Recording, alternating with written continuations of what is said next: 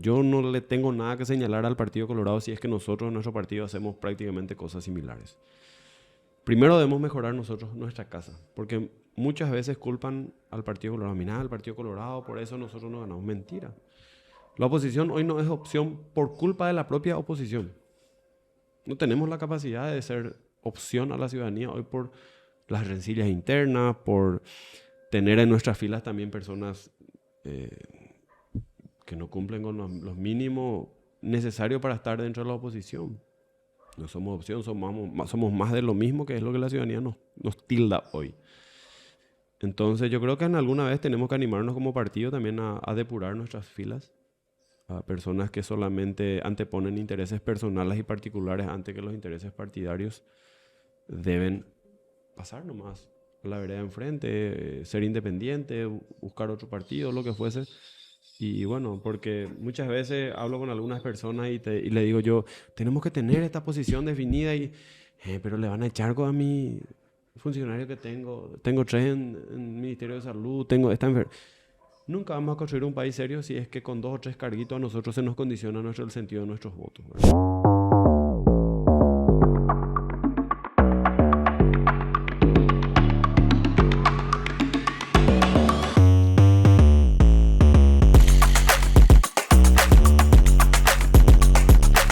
Sin vueltas, sin miramientos, las preguntas que hay que hacer, las dudas que hay que disipar. Sin filtro, la verdad se busca, duela a quien le duela.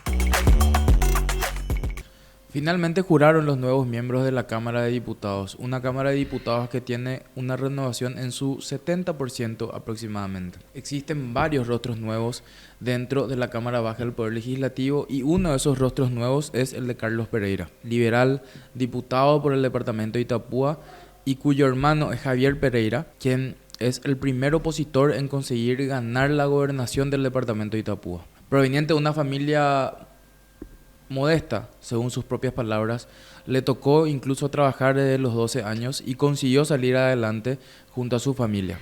Hoy es uno de los nuevos referentes de un partido liberal resquebrajado, golpeado luego de la histórica derrota sufrida el 30 de abril pasado. En esta conversación, el diputado reflexiona sobre el proceso de renovación que debe afrontar el Partido Liberal, un partido liberal golpeado, resquebrajado. También hace una reflexión sobre el por qué la concertación o la oposición no consiguen ser una opción dentro de las aspiraciones al poder y por qué no se le puede hacer frente al Partido Colorado. Carlos Pereira, uno de los nuevos diputados en esta edición de Sin Filtro.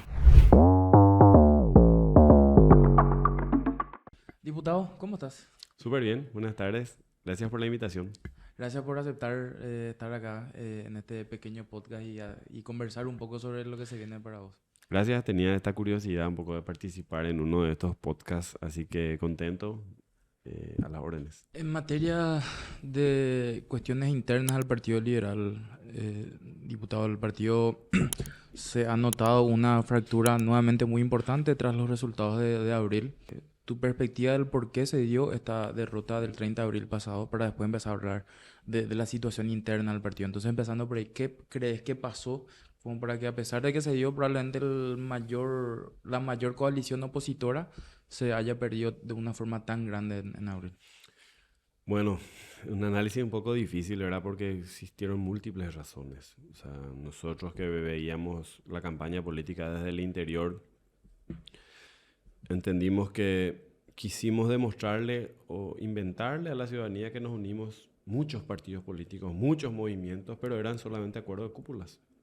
Eso no se transmitía al electorado, esas alianzas y esas uniones, ¿verdad? Y eso lo sentíamos claramente y el partido nunca hizo esa unidad real dentro del propio partido. Que queríamos unirnos con otros movimientos, otros partidos minoritarios, pero nunca buscamos la unidad dentro de la casa. Y esas diferencias que tuvimos, o sea, que se tuvieron entre dos movimientos tradicionales, tanto el efrainismo con el llanismo, eso acarreó a que no pueda hacerse una campaña homogénea, por ejemplo, ¿verdad? A que cada diputado, cada senador en diferentes áreas decidía hacer su campaña en forma independiente y no pegarse a la chapa presidencial, porque eso le va a restar votos, porque a mi electorado no le gusta Efraín, entonces el otro decidían hacer por su cuenta, o viceversa. Y eso nos golpeó mucho. Además de eso, un poco también, yo creo que la ciudadanía no quiere más acompañar a políticos que tengan un cierto desgaste ya mediático, de mucha fricción. Por eso yo creo y soy consciente de que en el 2028 vamos a tener que jugar este partido inteligentemente, buscar una figura que no tenga tanto rechazo dentro de la propia coalición. No es solamente imponer una candidatura, no es solamente ir a una interna y el que tiene a la fuerza, el que tiene mayores votos es el elegido. Tenemos que jugar inteligente, ver quiénes vamos a captar, quiénes van a ser los candidatos que van a captar ese voto joven, que hoy se vio reflejado de que el voto joven en un 70% se fue a Payo Cubas, un 20% a Santi Peña, y nosotros como Concertación prácticamente poco y nada hemos conquistado. ¿Qué va a pasar a partir de ahora en el partido también, en el Partido Liberal, diputado? Necesitan la renovación. Soy de la teoría de que el Partido Liberal debe renovarse, pero debe renovarse bajo principios básicos del liberalismo. Entendemos el mensaje de la ciudadanía paraguaya. Muchas veces el Partido Liberal perdió su norte en lo que nosotros pregonamos. Muchas veces querer sumar o querer generar alianzas nos hemos acercado mucho a la izquierda. Eso nos afectó mucho porque el paraguayo es conservador en ese aspecto. Inclusive personas de carácter humilde, o sea, ven como eso algo malo. O sea, es difícil un poco explicar esa parte porque pensamos muchas veces que vamos a irnos a sectores rurales a hablar de cuestiones de teorías socialistas, pero no nos damos cuenta que al patrón de todas esas personas a quienes les hablamos no le conviene eso y es el patrón el que da la orden de dónde votar a sus empleados, por ejemplo. Y eso nos afectó muchísimo. Cuando tenemos discursos de odio, de división, de lucha de clases, eso nos afecta mucho a nosotros. Entonces, para mí, la renovación del partido es fundamental, es necesaria. Más allá de que el presidente no sea Pedro, Juan, Blanca, lo que sea, el nombre que sea que surja, debe ser alguien que goce de ese liderazgo genuino, de que tenga la capacidad de sentarse a hablar con el sector llanista, con el sector efrainista, con el sector de Martín Burr, con Nakayama, con todos los actores políticos del partido y generar ese consenso que se busca en las ideas claras, ¿verdad? Y tratar un poco de bajar los decibeles de la confrontación. Eso yo creo que va a ser el camino si es que queremos darle una señal a la ciudadanía de que el Partido Liberal es una opción para las próximas elecciones. Sobre todo que llama mucho la atención, Carlos, diputado, que el Partido Colorado, cierto, tiene liderazgos históricos que se han sostenido a lo largo del tiempo, pero a pesar de esos liderazgos, hoy Horacio Cartes tiene ya 10 años liderando su movimiento, a pesar de todas las denuncias que hay en su contra. Pero a pesar de esos liderazgos históricos que bien o mal terminan cayendo también, Nicanor en su momento parecía intocable, hoy es una figura importante, pero ha decaído mucha su relevancia entre el Partido Colorado.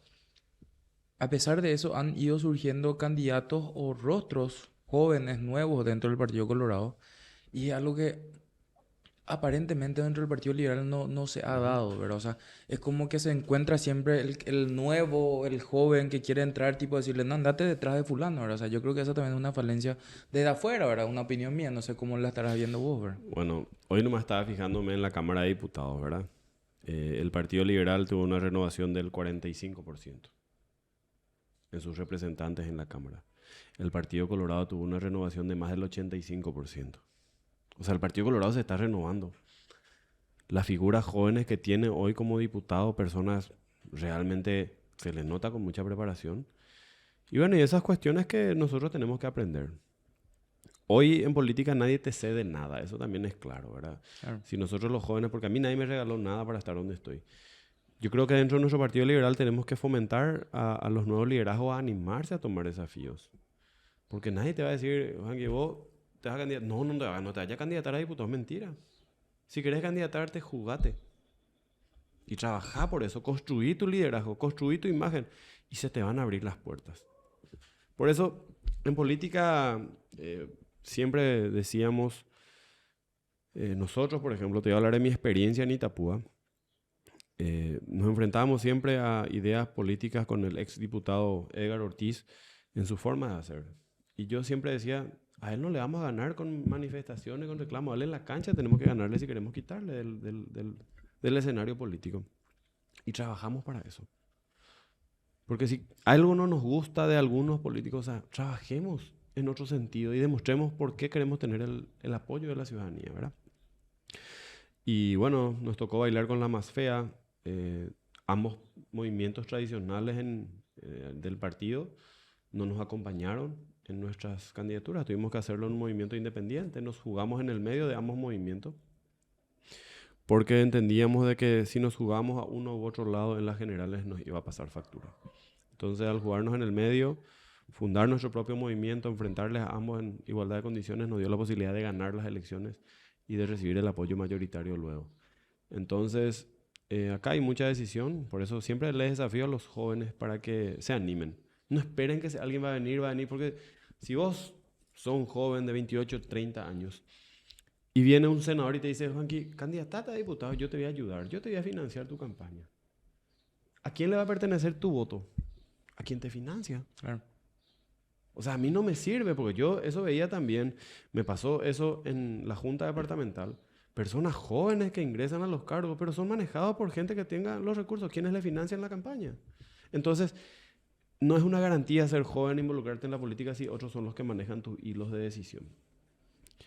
Por eso los jóvenes hoy tienen que tomar decisión propia, animarse, jugarse, enfrentar, chocar, dentro del marco del respeto, de la forma que queremos para que la ciudadanía también nos vea como opción. Pero para eso tenemos que hacer camino, ¿verdad? Quiero hablar un poco de tu historia, de tu trayectoria, Carlos. Familia oriunda de Itapúa, me decías. Nacido en Camburetá. Nacido en Encarnación, criado, crecido en Camburetá, donde hice mi colegio, mi escuela. Luego, por razones de estudiar en la universidad, me mudé a Encarnación a los 18 años. Ya hace 17 años que estoy viviendo en Encarnación. Ingresé a la carrera de Ingeniería Civil de la Universidad Nacional de Itapúa. Hice un poco de militancia universitaria ahí. Fui presidente del Centro de Estudiantes de mi facultad 2 años. Primera vez un no colorado que gana el Centro de Estudiantes en mi facultad. Luego integré el consejo directivo de la Facultad de Ingeniería en representación de los egresados no docentes. También me tocó competir y ir a elecciones para integrar el Consejo Superior Universitario de toda la universidad y gané las elecciones también ahí, o sea, haciendo un poco de esa militancia, representando a todos los egresados no docentes de la universidad. Tuvimos un trabajo político bastante intenso, fuerte, siempre en la parte gremial. Dentro de la profesión o de la carrera me tocó estudiar en el extranjero también. Estuve estudiando en Brasil, en Curitiba, en la Universidad Federal, haciendo un poco algo de intercambio en materias y puntos en que nosotros no teníamos acá, materias en la Universidad Nacional. Entonces, todo ese proceso me fui quemando y aprendiendo un poco el relacionamiento político universitario que teníamos en ese entonces. Debemos reconocer las universidades nacionales, a excepción de la de Pilar, que creo que también ahí está partidizada muchas cosas. La Universidad Nacional de Itapúa es una universidad netamente colorada. Debo reconocer eso y eso se siente, la presión política que se da desde los decanos hacia los alumnos, los funcionarios. Era algo que en la época en la que yo estaba estudiando era así. Entonces, habían complicaciones ya ahí. Después, en el 2016, fui electo miembro de la conducción nacional del Partido Liberal, representando en la lista nacional. Hice un poco carrera ahí. 2017 me propusieron, yo iba a viajar a España. Recuerdo bien que ya estaba viendo mi pasaporte para un viaje a España. Iba a hacer una maestría en España, en Madrid. Y surge la posibilidad de que me candidate a la Junta Departamental, ¿verdad? Y entiendo yo, soy una persona bastante crítica siempre de que esa oportunidad una vez nomás se te presenta en la vida. Y hay que saber aprovecharlas. Y tomé la decisión de quedarme, de no ser egoísta, porque si era egoísta iba a pensar en mi futuro, en mi formación y iba a viajar. Y decidí quedarme. En ese entonces me candidaté, encabecé la lista de la Junta Departamental, ganamos las elecciones internas. Fue una experiencia increíble, espectacular, porque fue mi primera participación en un trabajo político fuerte. En el 2018 ingresé a la Junta Departamental. Recuerdo bien que Hicimos una campaña histórica, siempre el partido tenía 6 bancas nomás en la Junta Departamental. Hicimos un trabajo tan bueno que logramos meter 8 concejales departamentales del partido y nos faltó 160 votos para meter el número 9. Prácticamente el 40% más de votos hicimos. Y bueno, ahí empezó todo eso. Y a partir del 2018 entendí yo de que el departamento necesitaba un nuevo rumbo y empecé a trabajar silenciosamente para tratar de armar personas de confianza, porque en 2018 perdimos las elecciones en la gobernación, apoyamos a un candidato de una alianza y perdimos la gobernación porque no teníamos la estructura. En muchos distritos, en muchos locales de votación perdíamos a 0 en las mesas. Significaba eso que hasta nuestros miembros de mesa se vendieron. Claro. ¿Verdad? Y porque no teníamos el control electoral, ¿verdad? Es fundamental. Entonces, desde el 2019 empecé a trabajar en eso, en generar, conocer personas, tratar de ganar confianza, gente que en serio se juegue por este sueño de ganar la gobernación. Yo quería que mi hermano sea candidato a gobernador, entendía que él tenía la capacidad de ganar ese espacio. Y durante 3 años trabajé para lograr conocerle a la gente en los 30 distritos que tiene Itapúa, de armar un equipo fuerte, de que se anime a jugarse. Y bueno, ahí en ese rumbo de cosas, él ganó las elecciones municipales otra vez en el 2021 en Camburetá y nos animaba a lanzarse para candidato a gobernador y bueno, tuvimos que hacer unas cuantas estrategias para que se anime, que decida y emprendimos ese viaje. Entendí también de que mi candidatura a la diputación es también como una forma de acompañar su gestión como gobernador. Desde la Cámara de Diputados yo creo que vamos a cumplir un rol importante de pelear por la descentralización de más recursos para el interior, de defender también su gestión y cosas así. Entonces también me animé a ser diputado y desde el día en que decidí candidatarme a diputado, ese día asumí también de que mi trabajo dentro de la política va a ser a largo plazo. Y eso existen y son motivaciones extras que uno tiene de hacer bien las cosas y de tratar de consolidar una figura importante para que la ciudadanía nos tenga como opción. Una familia también sacrificada la tuya, diputado. Bueno, venimos de familia, no quiero decir humilde, porque la humildad puede ser, el millonario puede ser humilde también, ¿verdad? Pero venimos de una familia con muchas necesidades económicas. Mi papá de profesión albañil, mi mamá ama de casa. Crecimos con muchas necesidades, con decirle que yo me crié en una casa de tabla. No venimos de una familia poderosa, con plata, con recursos, pero sí sabemos lo que es el trabajo. Yo trabajo de los 12 años. Fui 5 años chofer de tractor en la agricultura. Con mi vecino trabajaba ahí 5 años hasta terminar mi colegio, como una forma también de ayudar a mi casa. Luego empecé la universidad, trabajaba en forma paralela, le ayudaba a mi hermano en su local comercial. Y una vez que, faltando 2 años a que termine la facultad, ya empecé a trabajar dentro de mi profesión. Terminé la carrera, trabajé 3 años después de terminar con una empresa y decidí independizarme, decidí trabajar por cuenta propia. Y hoy estoy en ese rumbo, estoy trabajando en el sector privado. Ser crítico en la política nos cuesta muy caro. Tratar de demostrar que somos honestos, correctos, todas esas cosas nos juega una mala pasada porque a nosotros no se nos perdona nada. Parece que la gente está esperando a que te tropieces para decirte, viste, vos también sos igual. Y más aún a nosotros los opositores. Mencionaba hace rato que parece que la vara es mucho más alta para los opositores que para los oficialistas. Ellos pueden robar 10 millones de dólares y vos pasás semáforo en rojo y te dice, viste, y vos que tanto criticás a los otros, vos también haces algo indebido, ¿verdad? Entonces, yo creo que no se nos mide a nosotros por la misma vara, porque lo que se quiere hacer es demostrar de que todos los políticos nomás luego roban, o que todos nomás, entonces somos iguales, nos bajan a ese nivel, entonces gana el más guapo, el más letrado. Entonces, bajo estos criterios, estar desde el lado de la oposición en Paraguay hoy es lo más difícil que hay, porque se nos persigue mucho, se nos ataca mucho, y siempre nos tienen que encontrar parados porque si no nos van a tumbar y van a pasar encima de nosotros. Te quería consultar qué tan complicado fue ser concejal departamental y que tu hermano sea intendente en un departamento que habitualmente es netamente colorado. De hecho, es el primer gobernador opositor De la en la historia. era democrática, ¿verdad? O sea, ¿qué tan complicado es convivir con eso, digamos, siendo un departamento y hoy un país marcado por el poder colorado, digamos? Fue muy complicado, porque yo creo que la capacidad también que tiene Javier de administrar recursos públicos hizo a que él siempre esté parado. Eh, Hoy vemos que esa era una fortaleza. La ciudadanía lo ve a él no como liberal, lo ve como buen paraguayo. Por eso en un departamento donde la cantidad de afiliados colorados supera 3 veces más la cantidad de afiliados liberales, donde para muchos era imposible que Itapúa se gane en algún momento de la historia, demostramos de que la ciudadanía también te analiza, te observa, te ve, te hace ese análisis y cuando haces bien las cosas te acompaña. Se jugaron muchísimos colorados por la candidatura de Javier.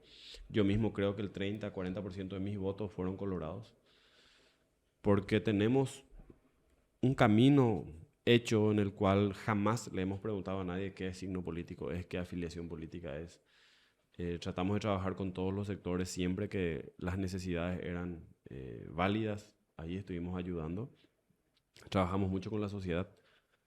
Y bueno, ese es el valor agregado que le damos a nuestras candidaturas, de que somos buenos liberales, pero que trabajamos con todos los sectores. Con decirte que más del 50% de los funcionarios municipales, después de 11 años de gestión, seguían siendo colorados. O sea, nosotros no entramos con la cuestión de perseguirle por ser de otro signo político, Claro. sino que si hacías bien tu trabajo, vas a quedarte, vas a hacer, vas a trabajar. Yo creo que va a ser la misma gestión hoy va a tener en la gobernación, donde el 100% son colorados. Nosotros vamos a tener que entrar a trabajar ahí con objetividad. A los funcionarios que cumplen bien su labor se les va a mantener, se les va...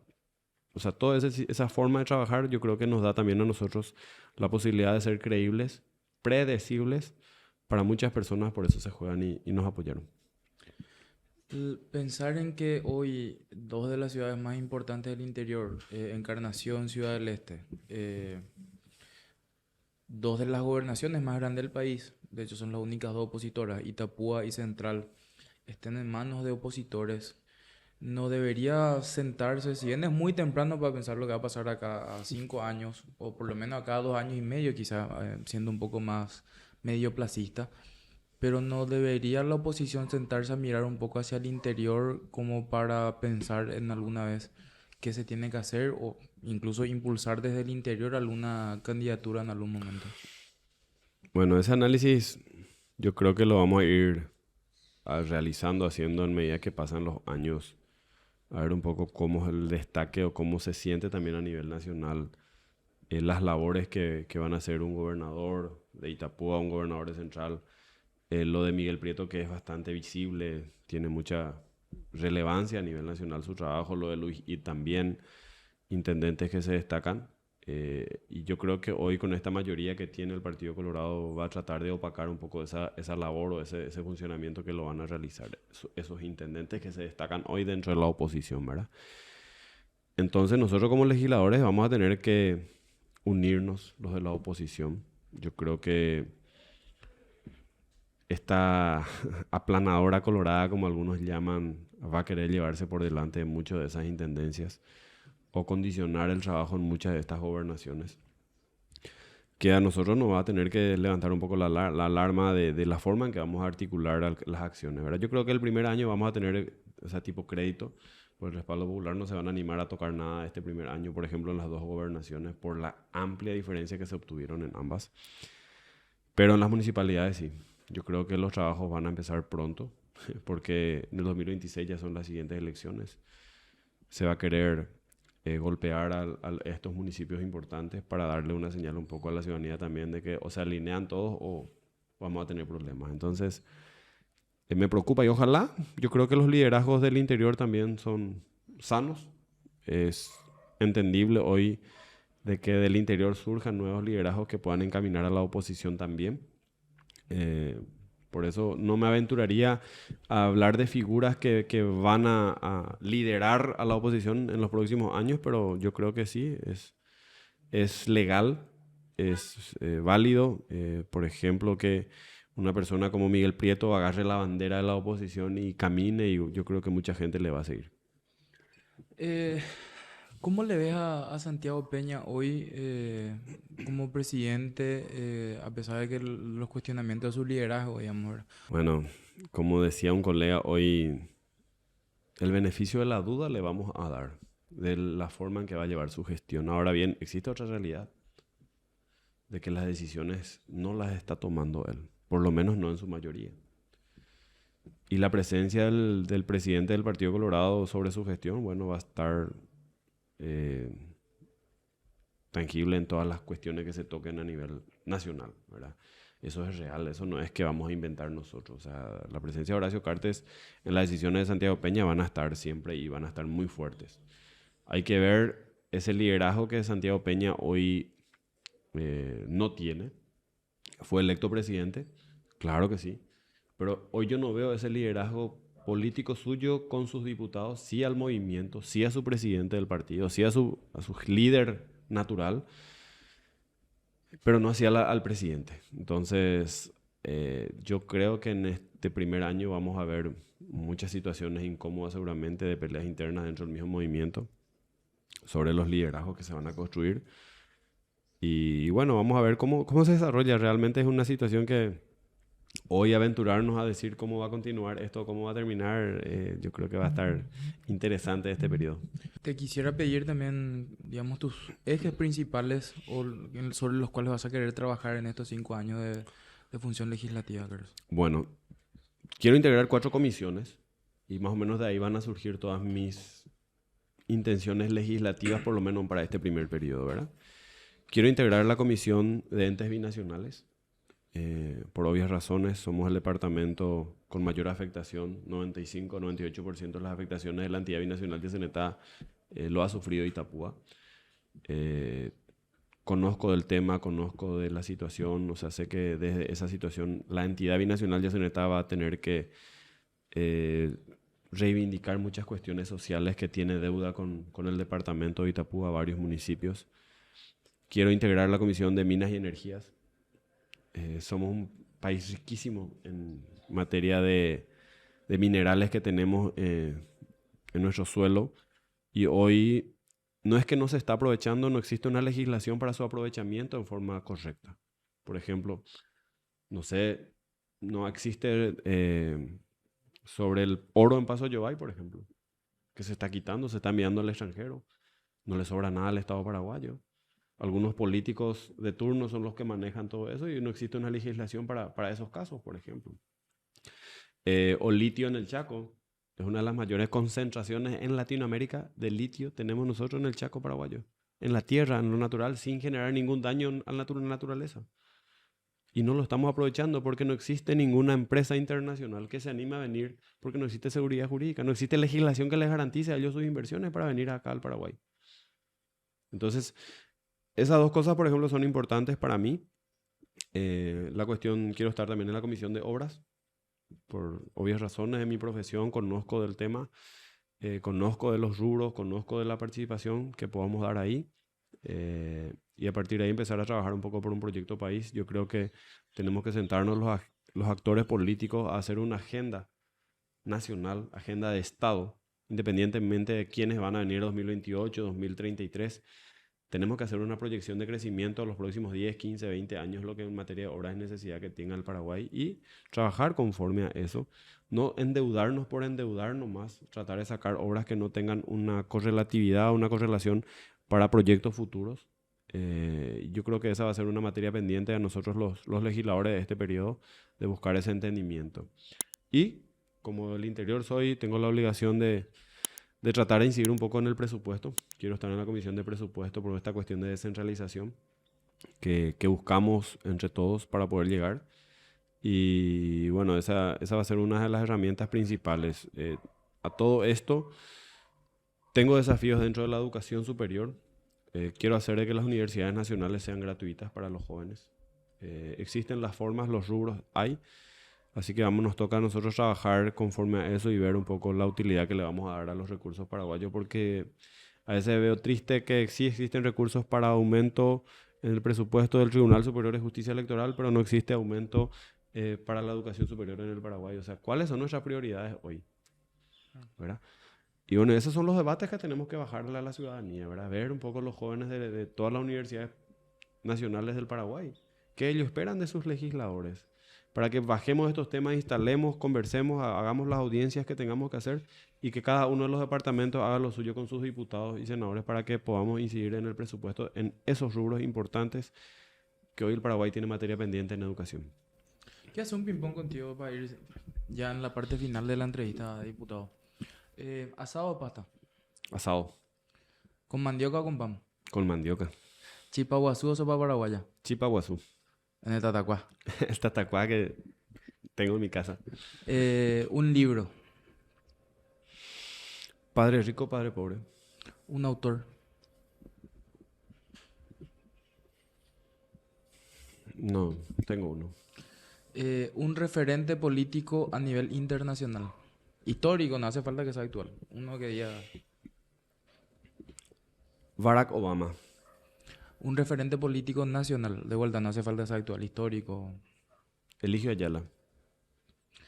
Te quiero pedir que me digas lo primero que tenga en la cabeza cuando te... O la primera frase, palabra que tenga cuando te dé estos nombres. Efraín Alegre. Opositor. Soledad Núñez. Mucha capacidad. Horacio Cartes. Poderoso. Blas Llano. Un negociador. Dionisio Amarilla. Una vergüenza. Katia González. Alguien un poco personalista. Martín Burt. Un visionario. Eduardo Nakayama. Para mí, la mejor figura que tenemos hoy dentro del partido. ¿Cómo van a trabajar en el Partido Liberal para evitar que siga esta infiltración que hay de ciertos sectores que son muy cercanos al cartismo, Carlos? Bueno, yo creo que el partido también debe asincerarse, ¿verdad? De qué es lo que nosotros proyectamos como partido y que los parlamentarios también digan si están dispuestos o no a hacer dichos sacrificios. Porque a veces al tomar decisiones los parlamentarios dicen que no le deben nada al partido, que no va a haber mandato imperativo. Pero se olvidan de que enarbolaban una bandera, un discurso, un partido a la hora de ser electos. Y si no están dispuestos a obedecer un mandato partidario sobre ciertos temas importantes para el país, yo creo que el partido debe tomar decisiones un poco más drásticas también y tratar de trabajar en forma conjunta con todos sus legisladores que decidan hacerlo de esa manera. Si estamos dispuestos, bueno, firmemos un compromiso. Pero también para eso el partido debe funcionar correctamente.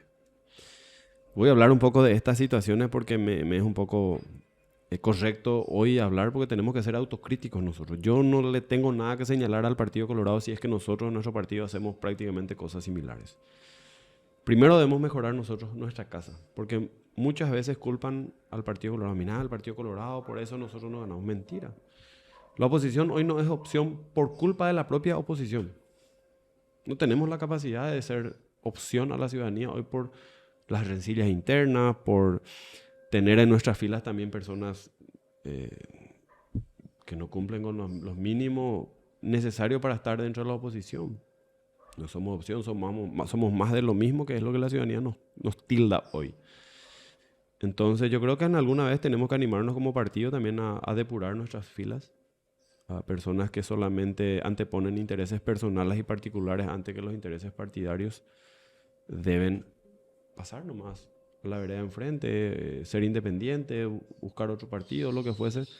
Y bueno, porque muchas veces hablo con algunas personas y le digo yo, tenemos que tener esta posición definida, pero le van a echar con a mi funcionario que tengo 3 en el Ministerio de Salud, tengo esta enfermedad. Nunca vamos a construir un país serio si es que con 2 o 3 carguitos a nosotros se nos condiciona el sentido de nuestros votos, ¿verdad? Entonces, esta es la cuestión, vamos a tener que cerrar los ojos, vamos a tener que aguantar y sufrir mucho, pero yo creo que si tenemos un proyecto país, esos sacrificios van a valer la pena. Te agradezco por tu tiempo. A las órdenes. Y en lo que pueda siempre vamos a estar colaborando. Trato de ser sincero siempre, así que yo sé que esto se graba. Cualquier cosa de que no cumpla de lo que yo diga, de lo que dije acá, pueden usarlo en mi contra. Seguramente vamos a seguir conversando en estos 5 años. Gracias por el tiempo, gracias. Carlos.